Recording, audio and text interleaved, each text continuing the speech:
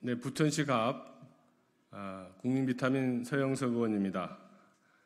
오늘은 간호법에 대한 논의에 앞서서 올바른 간호법이 조속하게 제정되기를 바라는 마음을 담아서 입장을 밝히고자 이 자리에 섰습니다. 윤석열 정부 및 국민의힘은 보건의료 갈등을 증폭시키는 간호법 대신 국민을 위한 진짜 간호법 제정에 적극 동참하라. 윤석열 정부는 지난 21대 국회에서 여야가 충분한 논의를 거쳐 통과시킨 간호법에 대해 거부권을 행사하였습니다. 간호법은 2020년 21대 총선에서 현 국민의힘인 미래통합당과 국민의당이 약속한 법안이자 2022년 대선 당시 현 대통령인 윤석열 후보의 대선 공약이었음에도 불구하고 오히려 적반하장으로 약속한 적 없다며 손바닥 뒤집듯 국민과 한 약속을 파기하였습니다. 그런 정부가 의료 계획을 한다고 의대 정원 2,000명 증원을 발표하였습니다.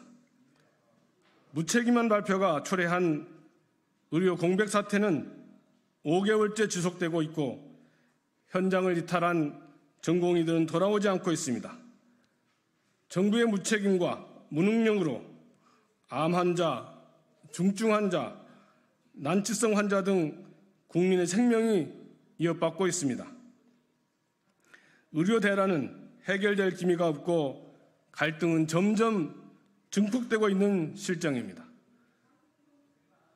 정부와 국민의힘은 자신들이 초래한 의료 공백을 해결하겠다며 거부권을 남발해가면서까지 부정하던 간호법을 다시 추진하고 있습니다.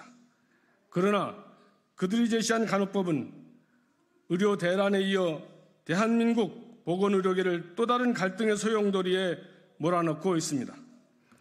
윤석열 대통령은 직역한 갈등이 해소되지 않았다는 이유로 간호법에 대해 거부권을 행사하였지만 정작 정부와 여당은 간호사의 업무 범위에 진단, 검사, 투약 행위를 포함하는 법안을 발의함으로써 의사, 의료기사, 약사와의 갈등을 부추겨 왔습니다.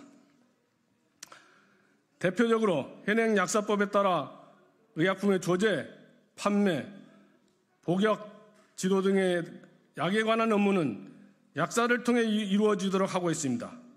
따라서 의사의 처방 이후 의약품의 조제와 투약은 의약품에 관한 전문가인 약사에 의해 이루어져야 합니다.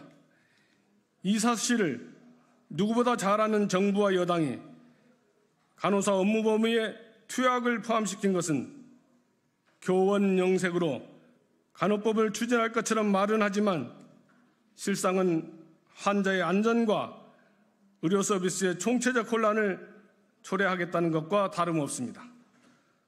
또한 대학 등에서의 간호조무사 양성 가능성을 열어놓아 특성화고 및 학원 등 기존 간호조무사 양성기관들의 반발을 유도하며 대립과 갈등을 조장하고 있습니다. 현행 의료법에 학력 상한이 있다고 주장하고 있으나 이는 사실이 아님이 이미 밝혀졌고 새롭게 전문대 또는 대학에서 간호조무사가 배출될 경우 기존 특성학고와 학원에서 양성된 간호조무사와의 차별 가능성이 있어 새로운 직역 내 갈등 요소만 키울 뿐입니다.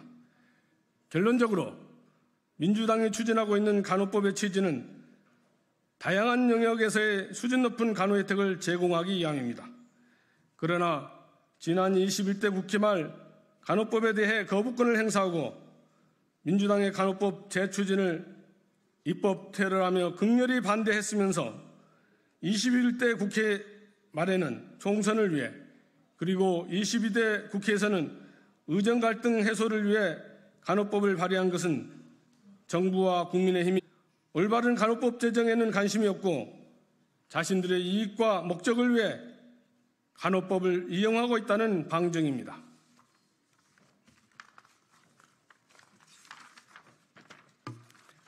저출생 고령화 위기를 맞아 간호 업무의 중요성은 점점 확대되고 있습니다. 간호법은 간호사들이 제공하는 간호 혜택의 범위를 넓히고 현실에 맞게 개선하고 그들의 역할을 강화하기 위해 필수 불가결한 입법입니다. 이러한 중차대한 입법 과제를 문제 해결이 아닌 새로운 갈등 증폭의 도구로 삼으려는 정부와 국민의힘의 시도에 강력하게 경고합니다. 간호법 제정에 정부와 여당의 전향적인 접근은 환영합니다. 그러나 정부가 진심으로 간호법 제정에 나설 의지가 있다면 간호사 업무 범위 수정, 대학 등에서의 간호조무사 신규 양성 조항 삭제, 간호간병 통합 서비스 포함 등 직역 간의 갈등을 해소하고 다양한 영역에서 수준 높은 간호 혜택을 제공할 수 있는 법으로 만들기 위한 민주당의 노력에 적극적으로 동참해 주기를 촉구합니다. 감사합니다.